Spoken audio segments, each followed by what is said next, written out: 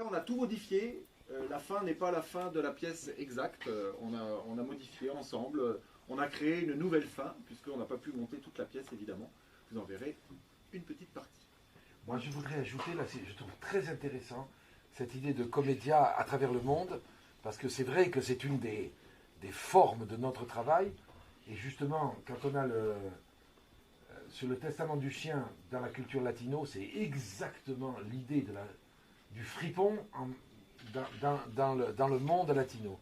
D'abord, prenons soin de la maison de Dieu et de ses sapeurs. Qu'est-ce qui se passe? C'est le curé.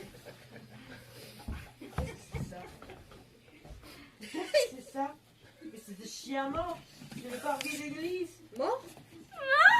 Oui, mort. Je vais porter plainte à la préfecture. Procéder à l'enterrement d'un chien en latin, comme si ce chien était chrétien. Un chien? Enterré en quelle langue? La langue, c'est vrai, il a tiré la langue quand on l'a enterré.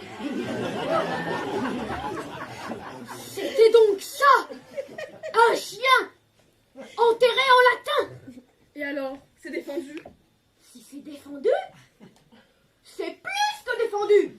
Code canonique, article 1627, paragraphe unique, lettre B. Quelle honte! Quelle ignominie! Je suis d'accord avec vous. Quelle honte! Un sale chien de rien du tout. Oser faire une donation de 3 millions au sacristain, de 4 au curé et de 6 à monsieur l'évêque. Ça dépasse la mesure. Quoi? Ah, on ne vous a pas raconté l'histoire du testament?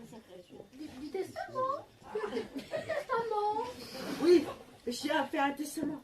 Laissez 3 millions au sacristain, 4 millions aux paroisses et 6 millions au diocèse.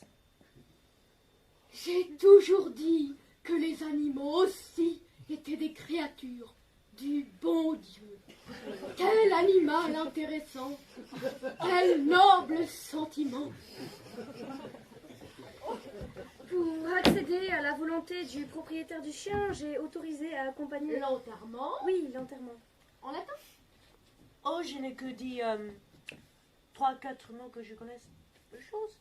Taratatam defunctorum. Amen. Il faut en délibérer. C'est une question dont nous devons discuter avec beaucoup d'attention. Nous allons réunir le conseil.